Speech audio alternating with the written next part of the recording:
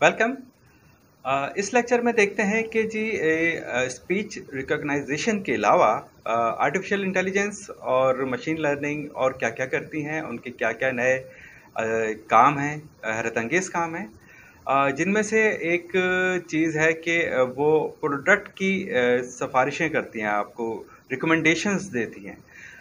अगर आप अपने कंप्यूटर पे या अपने मोबाइल के ऊपर कोई मखसूस प्रोडक्ट ढूँढ रहे होते हैं, तो ऐसे प्रोडक्ट्स जो है वो 1 मरतबा 2 मरतबा ढूँढते हैं या जिसके बारे में डिस्कस करते हैं, तो वो चीज़ें आपको रिकमेंडेशंस के तौर पर जो है वो दिखाना शुरू कर देता है। मिसाल के तौर पर फ़ेसबुक के ऊपर वो एड्स आने लग जाते हैं जो कि आपका इंटरेस्ट होता है।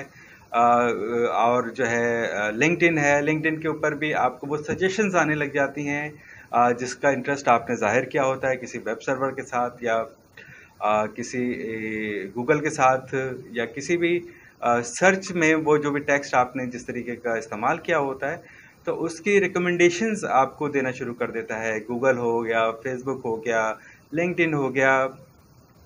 तो इस टाइप की चीज़ें आपको मिलना शुरू हो जाती हैं। इवन कि जो अमेज़न है, वो भी आपको इंटरेस्ट देखते हुए आपको सजेशंस देता है कि जी अगर आप किसी कैमरा के बारे में ढूँढ रहे हैं, 4K कैमरा के बारे में ढूँढ रहे हैं, तो आपको ऐसे इश्तिहारात दिखाने लग जाता है जिसके अंदर आपकी मतलूबा चीज़ें होती हैं।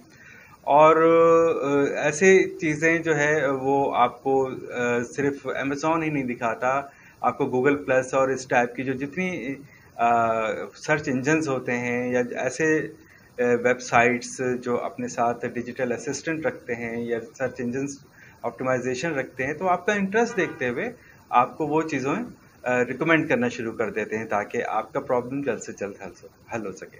तो चलते हैं अगले लेक्चर की तरफ और देखते हैं कि मज़ीद क्या कमालात हैं आर्टिफ़िशियल इंटेलिजेंस के और मशीन लर्निंग के।